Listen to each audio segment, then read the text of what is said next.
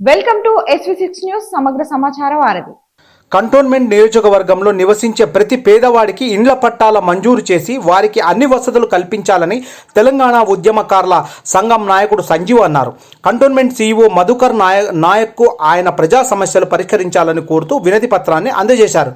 ఈ సందర్భంగా ఆయన మాట్లాడుతూ కంటోన్మెంట్ నియోజకవర్గంలో సుమారు 4 లక్షల మందికి పైగా నివాసం నుండి ఇంటి పట్టాలు ఇల్లు లేక చిన్న రూముల్లో జీవితాలు గడుపుతున్నారని, వారి సంక్షేమానికి రెవెన్యూ అధికారులు, కంటోన్మెంట్ అధికారులు వారికి ఓటు హక్కు, రేషన్ కార్డులు, ఇళ్ల పట్టాలు, నల్లా వసతి, రోడ్లు, వీధి దీపాల లాంటి సౌకర్యాలు కల్పించాలని ఆయన డిమాండ్ చేశారు.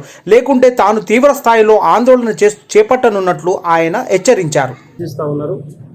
త్రాగడానికి నీళ్లు లేవు, తర్వాత ఒకటే బాత్రూము, లెట్రిన్ రూము, మొత్తము 3 కుటుంబాలు వాడుతూ ఉన్నాయి. ఈ విషయాన్ని రాష్ట్ర కేంద్ర ప్రభుత్వం దృష్టికి తీసుకుపోవాలని, మరి 75-76 ఏళ్ళు ఈ దేశానికి స్వాతంత్రం వచ్చి ఈరోజు కేంద్ర శాఖ పరిధిలో కంటోన్మెంట్కి సంబంధించి రాష్ట్ర శాఖ పరిధిలో నివసిస్తున్నటువంటి వాళ్ళకి ఇప్పటి వరకు కూడా వాళ్ళ కనీసం హౌస్ ట్యాక్స్ లేదన్నటువంటి విషయం వాళ్ళు చెప్తా ఉన్నారు.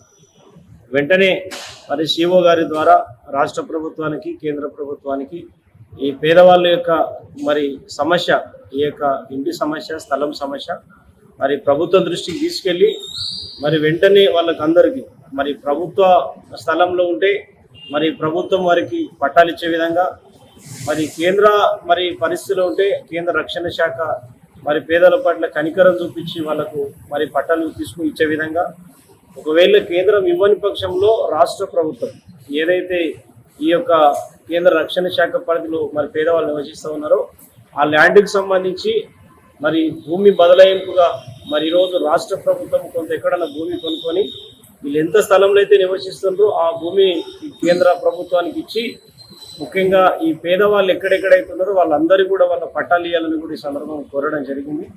ముఖ్యంగా ఇది ప్రధానమైనటువంటి సమస్య కంటోన్మెంట్. ఈరోజు ఈ GHMC ఈ కంటోన్మెంట్ ఏదైతే ఇష్యూ నడుస్తున్నదో ఈరోజు ముమ్మాటికి కంటోన్మెంట్ GHMCలో విలీన ప్రక్రియ కన్నా ఇది గొప్ప ప్రక్రియ అవుతుంది.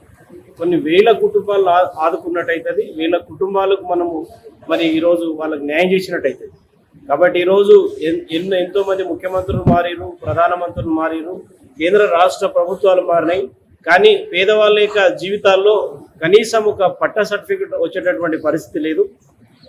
ముఖ్యంగా ఈ కంటోన్మెంట్ పరిధిలో వలసవాదులు అంటే బయట నుంచి వచ్చినటువంటి వాళ్ళు 4 బంగ్లాలు కట్టుకొని 4 అంతస్తులు కట్టుకొని వాళ్ళు ఇక్కడ నివసిస్తూ ఉంటారు. ఇక్కడ స్థానికులైతే ఉద్దేశంతో కుట్రపూరితంగా వాళ్ళు ఓట్లు తీస్తున్నారు. అవునండి, ఈరోజు వేరే రాష్ట్రాలకు వెళ్ళి వేరే దేశాలకు వెళ్ళి ఇక్కడ వచ్చి నివాసం ఉండలేదా? ఇక్కడ మన కంటోన్మెంట్లు ఉన్నారు, చార్మినార్ ఏరియాలో ఉన్నారు, హైదరాబాద్లలో నాకు తెలిసిన కాడ ఒక్క ఈ కంటోన్మెంట్ లోనే 40 లక్షల మంది ఇక్కడ వలస వచ్చినటువంటి వాళ్ళు ఉన్నారు నాకు సమాచారం. ఈరోజు తెలంగాణ బిడ్డలకే ఓట్లు తీసేస్తారు, వలసవాదులకే ఓట్లు పెడుతున్నారు. ఇది దుర్మార్గమైనటువంటి పాలన కాదా? అది అధికారుల తప్పు, ప్రభుత్వం తప్పితే ఇది కేవలం ఉద్దేశపూర్వకంగా ఒకవేళ ఓటు హక్కు వస్తే అది పట్ట హక్కు వచ్చినట్టు వస్తుందని చెప్పేసి తీసేసి కుట్ర చేసిన తప్పితే ఇంకో ఉద్దేశం కాదు. మీరు ఓటు తొలగించవచ్చు, కానీ కొన్ని వేల కుటుంబాలు ఉన్నాయి. ఆ వేల కుటుంబాలు అనుకుంటే ప్రభుత్వాలు కూడా కూర్చేస్తాయి. ఇక్కడ స్థానికంగా ఏ పార్టీ అయినా కూడా మనుగడ లేకుండా పోతుంది. కాబట్టి వాళ్ళు 7 సంవత్సరాలు ఎవరైతే కబ్జాలో ఉంటారో, ఒకవేళ కబ్జా ఉంటే హైకోర్టు కానీ సుప్రీంకోర్టు కానీ ఏం చెప్తుంది, వాళ్ళే ఆ యొక్క హక్కుదారులు జరగదు అని చెప్తారు. ఈరోజు 70 ఏళ్ళుగా వాళ్ళు ఉంటే ఈరోజు నాదేది కేంద్ర ప్రభుత్వం ఎట్లంటే రాష్ట్ర ప్రభుత్వం ఎట్లంటారు? ఎందుకంటే ఒక ప్రభుత్వం గౌరవించాలి కాబట్టి వాళ్ళు విజ్ఞప్తి చేస్తున్నారు.